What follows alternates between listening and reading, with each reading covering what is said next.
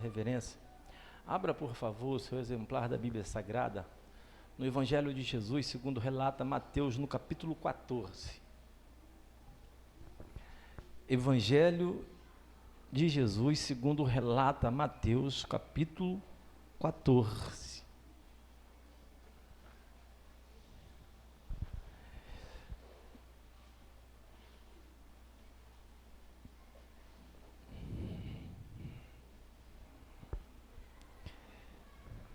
Mateus capítulo 14, versículos 22 ao 33.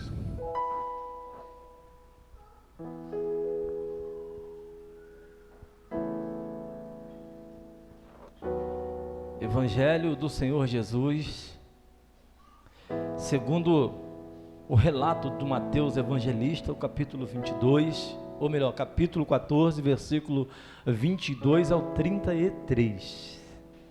Amém? Ainda escuto algumas Bíblias sendo esfolhadas.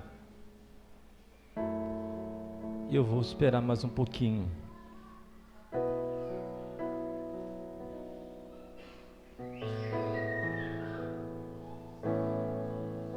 Primeiro livro do Novo Testamento.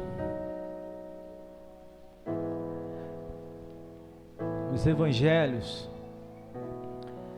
Mateus vai trazer o relato agora para nós de uma experiência vivida pelos discípulos dentro de uma embarcação.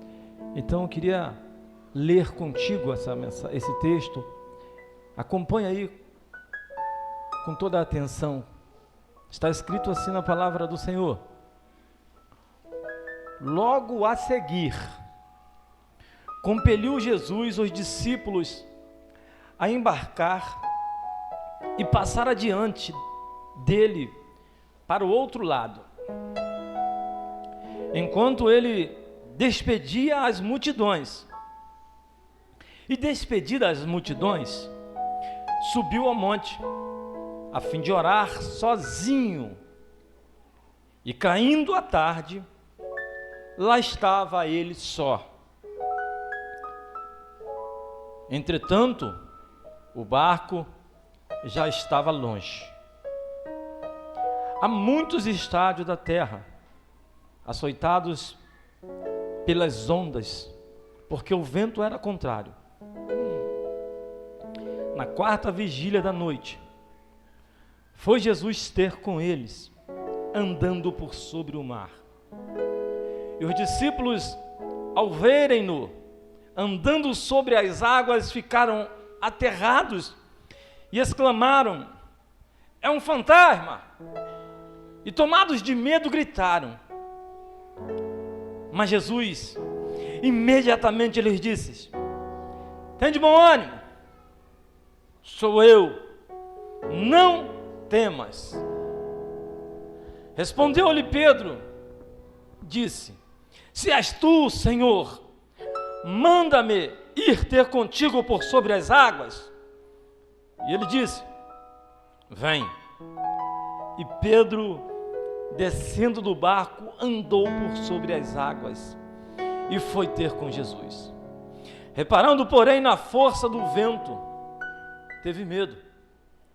E começando a submergir, gritou: salva-me, Senhor! E prontamente Jesus, estendendo a mão, tomou-o e lhe disse: homem de pequena fé, por que duvidastes? Subindo ambos para o barco, cessou o vento. Os que estavam no barco o adoraram, dizendo: verdadeiramente és Filho de Deus. Feche os seus olhos, curve sua cabeça, vamos orar. Pai Santo, Deus bendito, rogamos pela iluminação e orientação do Teu Espírito Santo, que essa palavra que é sua, que acabamos de lê-la, possa, segundo a mediação do Teu Espírito, encontrar morada em nosso coração. Repreende todo cansaço, Joga por terra toda investida de Satanás, inimigo de nossas almas, para nos roubar daqui de dentro, para nos impedir de ouvir a Tua voz. Em nome de Jesus Cristo, que cada um de nós que estejamos aqui, possamos ter a certeza e a convicção de que Ele não só está vivo, como está no nosso meio nessa noite. Tudo isso pedimos agradecidos e confiados, certos da nossa vitória. Amém. O texto começa dizendo, logo a seguir, Jesus compeliu, em outras traduções, insistiu ou obrigou os discípulos a entrarem no barco. Logo a seguir, porque o texto que nós lemos, ele está dentro de um contexto onde vai narrar a multiplicação dos pães e dos peixes. O texto traz, ou melhor, está dentro de um corpo, faz parte de um bloco, de um compêndio, de onde o próprio Senhor, dando instruções aos discípulos, querendo preparar os discípulos para assumirem a missão de serem eles na terra, a extensão da mão de Deus, num ato didático de ensinar-lhes a alimentar a multidão. Eles estão sendo provados, e aí eles provados são reprovados. Por quê? Porque o Senhor diz assim, olha, já é tarde, a multidão está aí, estão com fome, e a gente precisa alimentar esse povo. E um dos discípulos, a saber, Filipe, Senhor, não temos como alimentar essa multidão, nós não temos dinheiro para comprar pão para toda essa gente, despede-os com fome. Jesus disse, não, dá-lhe vós mesmo de comer. Aí alguém diz, tem um rapaz aí, um menino, que está trazendo consigo 5 pães e 2 peixinhos. Jesus diz assim, é o suficiente, é do que eu preciso para alimentar toda essa multidão. Os discípulos acabam de ver, de vivenciar, de passar por uma experiência miraculosa, que era ver o Senhor pegar 5 pães e 2 peixes, levantar aos céus e dar graça, e alimentar 5.000 homens, fora mulheres e crianças. E aí logo a seguir, ou seja, passou por esse momento, entramos no texto em que nós lemos. E aí Jesus agora está dizendo para eles, olha, a primeira lição, vocês foram reprovados, vocês não foram capazes de alimentar, vocês não foram capazes de suprir, vocês não foram capazes de atender aos famintos. Mas a segunda lição vai ser essa, vai ser vocês entrarem nesse barco e chegar do outro lado. Eles não sabiam, mas Jesus estava preparando o ambiente para que eles pudessem viver ou ter uma experiência mais funda, mais acirrada, mais pontual com cada um. E aí então, eles são ordenados, obrigados a entrar no barco. Presbítero Luiz, esse barco aqui é diferente da tua lancha. Esse barco aqui, ele não tinha motor de polpa, não era movido por gasolina. Esse barco aqui era mais parecido com o teu caiaque, capitão. Remo. Pá. Olha meu cunhado aqui já olhando para mim. Meu cunhado chegou de Goiás, a gente foi pescar, eu arrumei um amigo lá, um diácono na igreja de Saracuruna, e ele falou assim, eu estou fazendo um experimento, meu motor é a óleo, e eu estou fazendo uma adaptação, esse motor vai funcionar a gás de cozinha. Aí eu não vigiei, não orei, falei assim, o primeiro bujão de gás é o que eu vou doar. Ele falou, fechado, vamos marcar uma pescaria. Marcamos. Pegamos no riozinho ali em Saracuruna. Aí meu cunhado costumava pescar no Rio Araguai, pescador do Pantanal, falou assim, deixa eu levar o barco. Aí eles ficaram olhando um para a cara do outro. Eu falei, não, pode deixar, ele tem as manhas. Meu cunhado pegou o barco, e foi embora. Cortamos ali o rio Saracuruna, passamos nas Três Bocas, passamos no Camarão e fomos embora. Cecílio, quando nós está chegando, vendo os curral, aí o dono da embarcação falou assim, agora o negócio é mais sério. Agora é comigo. Aqui o negócio é sério, não pode ser qualquer um. E pá, eu falei, então tá bom, já dá o leme na mão do rapaz. Aí deu o leme na mão do dono do barco. 30 segundos com ele com o leme na mão, ele bateu numa pedra. Pá! Arrancou a hélice do barco. Bum! A água começou a entrar dentro do barco, a gente tampou com um pano. Aí eu lembrei, o remo. Alguém disse assim, deixamos na praia. Tá ruim? Meu irmão, a deriva. Aí falamos assim, bom, bateu, tá perto de pegar, a gente pulou, a água estava no peito. E começamos a procurar a hélice. Mergulhe, pá. Nessa leva, tem um peixe até hoje, esse peixe não foi comido ainda. O meu cunhado, palpando a lama, perdeu a aliança. Foi uma briga com minha irmã. Até hoje ela lembra dessa aliança. A aliança era ouro. Caiu na lama, ficou. E nós estamos lá. Deu 6 da manhã, deu 7, deu 8, deu 10, 2, 4, quase 4 horas da tarde, passava um barqueiro, conhecido nosso, viu a gente, bicou em direção. Eles estão pescando aí, o que houve? Pescando, meu irmão. Eu estou torrado no sol quente, lascado aqui, não tem para onde eu ficar. Falei, não, vou levar vocês de volta. Aí trouxe a gente de volta. Tudo isso porque faltou na embarcação nossa o remo. Que quando chegou na praia, falou assim, não, o barco é alto, é motor, não vai precisar de remo, não. Deixamos o remo e ficamos à deriva no alto mar. No alto mar não, maneira de dizer, mas na entrada do mar ali, a gente estava chegando perto dos currais.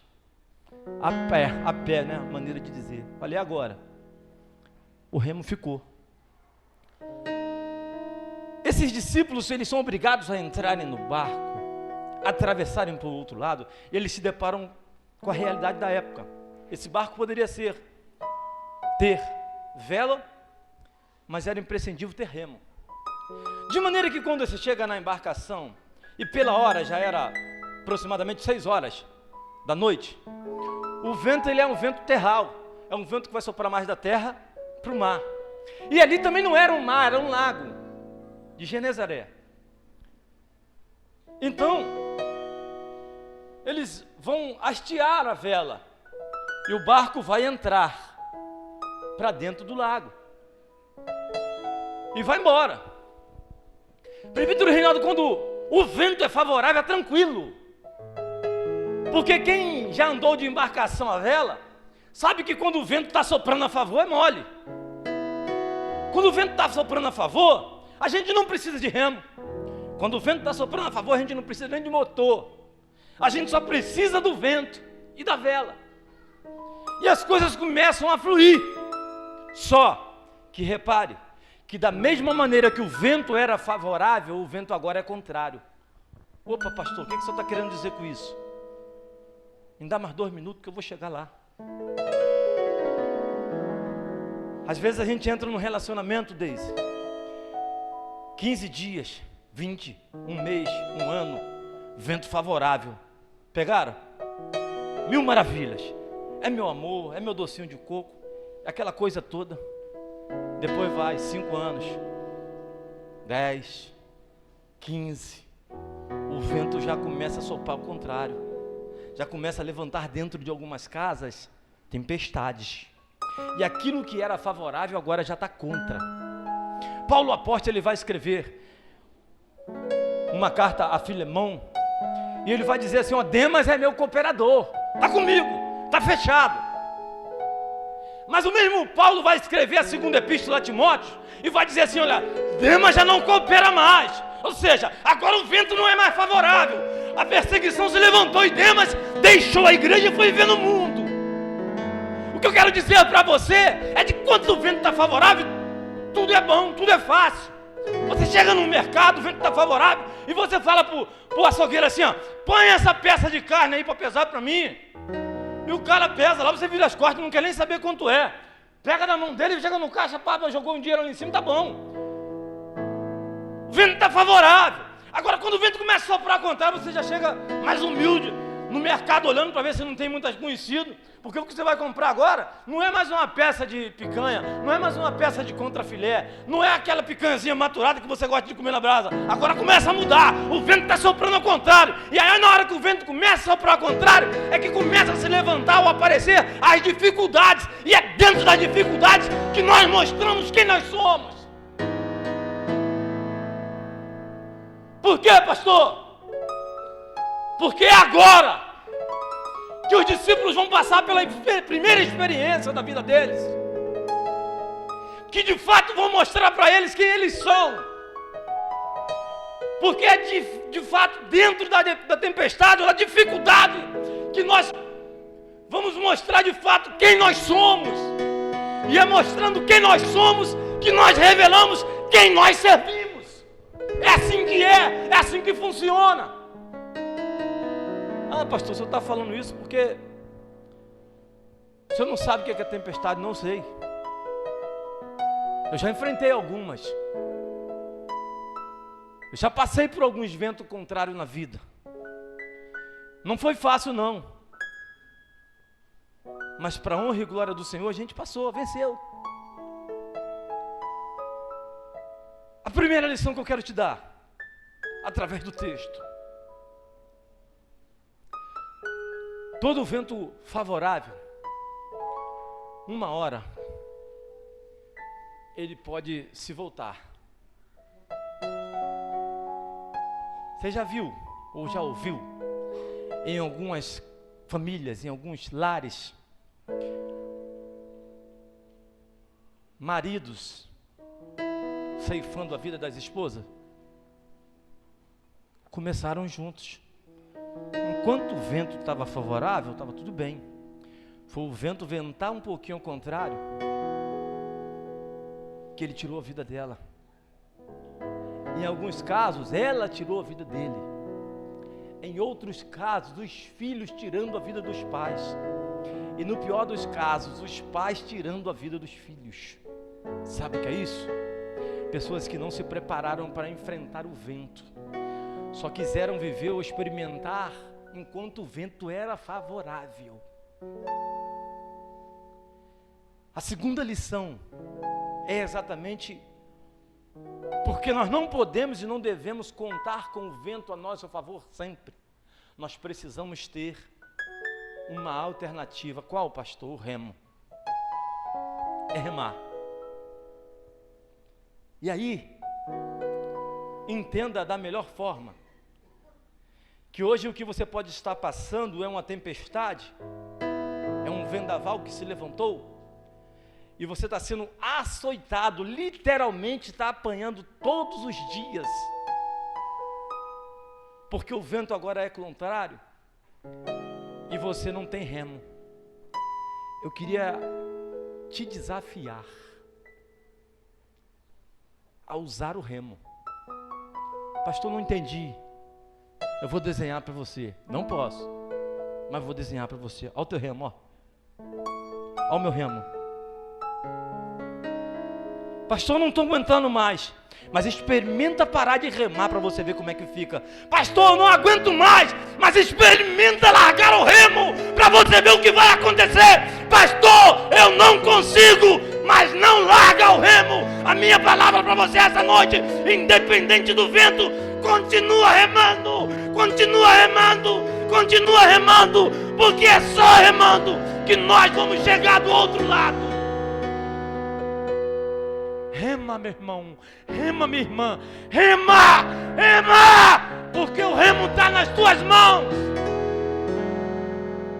Você só não quer usar, porque você se acostumou a receber a oração dos outros.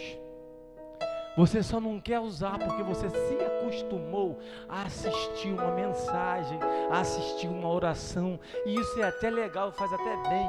Mas sabe de uma coisa? Não te alimenta. Eu falo isso sempre. É comer feno.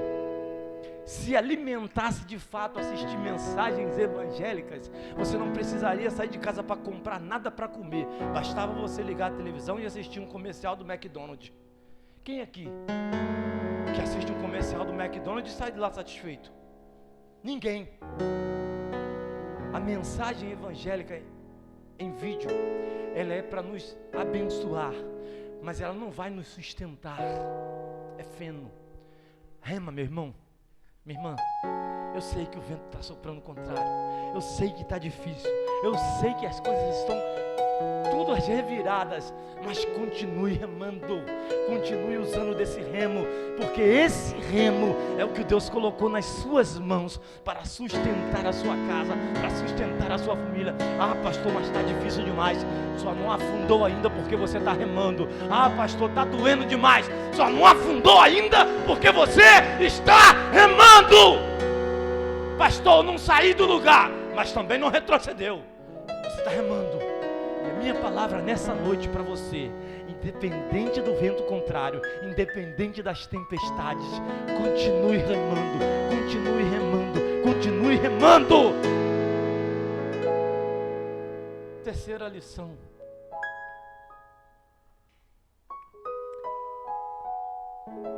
Tem gente que na hora que o vento sopra contrário,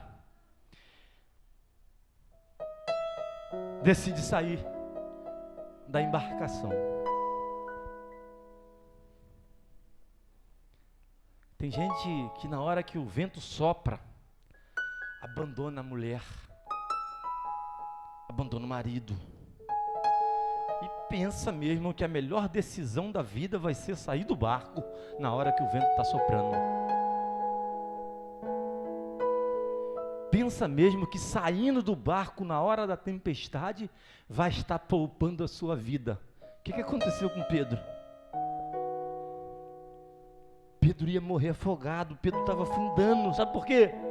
Porque por maior que a tempestade possa estar batendo no seu barco, o barco ainda continua sendo o seu porto seguro, o barco ainda continua sendo o seu refrigério. Pastor, não entendi, então vou desenhar para você de novo. A independente da situação que você está passando, dentro da sua casa, dentro da sua família, não saia, não abandone, não largue, não separe, porque lá dentro ainda tem vida. Eu falei que eu ia ser breve, que eu ia pegar de uma mensagem para falar de dois assuntos. O primeiro foi esse. E eu queria que você pegasse agora essa tempestade e entendesse uma coisa. É de que aqui, nesse texto, e exatamente nesse contexto, 3 horas da manhã, madrugada, pensa, 6 horas Jesus manda eles entrarem no barco. Primeira vigília da noite, 9 horas. Segunda vigília da noite, meia-noite. Terceira vigília da noite, compreende-se entre 3 da manhã e 6 da manhã. Foi a hora que Jesus chegou até eles. Eles passaram então por esse período sozinhos. Eles se sentiram abandonados. E aí, para nós não. Por quê, pastor? Porque para mim e para você ele deixou assim: eis que estareis convosco todos os dias, até... Nós não estamos sozinhos. Ele está contigo, Ele está conosco. E o que nós precisamos fazer é exatamente redobrar a nossa atenção para ver Ele. Para que quando a gente veja Ele, a gente entenda que é Ele. A gente não tenha medo como estiveram os discípulos e disseram, é um fantasma. Não.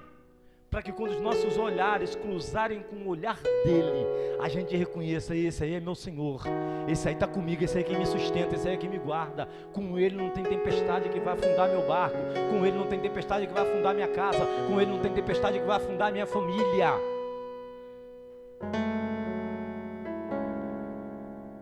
E aí, veja, Jesus chega até eles, ou melhor, chega até Pedro, que está afundando, pega Pedro, levanta Pedro e entra no barco. Acho que é o 31. E prontamente Jesus estendeu a mão, tomou-o, ele disse, homem de pequena fé, por que duvidastes? Ao 32, subindo ambos para o barco, cessou o vento. Eu queria que você entendesse que no barco chamado casa, no barco chamado vida, no barco chamado casamento, no barco chamado família, Jesus ele quer entrar, mas ele quer entrar contigo. E aí, ele quer te pegar pelas mãos e dizer assim, vem para dentro desse barco, vem para dentro dessa casa, vem para dentro desse casamento, vem para dentro desse relacionamento, vem para dentro comigo, Porque comigo você tem uma certeza. O vento para de soprar. O mar não mais é revolto, vai virar piscina. E nós vamos chegar do outro lado. A minha palavra para você nessa noite é essa. Nem sempre na nossa vida as circunstâncias vão ser favoráveis. Nem sempre nas nossas vidas vamos viver céu de brigadeiro. Vão ter noites sombrias. Vão ter dias de chuva. Mas entenda uma coisa: em todos esses dias, o Senhor estará convosco. Segunda coisa, continua acreditando que se está ruim com você remando, vai estar pior se você largar o remo. Rema, ainda que a situação não seja favorável. Rema, ainda que as coisas fugiram do seu controle. Rema, porque quem está remando, ainda que não ande para frente, também não vai retroceder. E a terceira, não saia, não abandone, não desista, não fuja, aguenta mais um pouquinho, porque Ele está vindo aí, ó. E qualquer hora dessas o céu se abre e Ele virá sentado em um cavalo branco, na sua coxa escrito Rei dos Reis e Senhor dos Senhores, com o alarido da última trombeta, no ressoar do arcanjo, Ele dirá para mim e para você: vinde, benditos de meu Pai, possuí por herança aquilo que eu vos tenho preparado desde antes da fundação do mundo.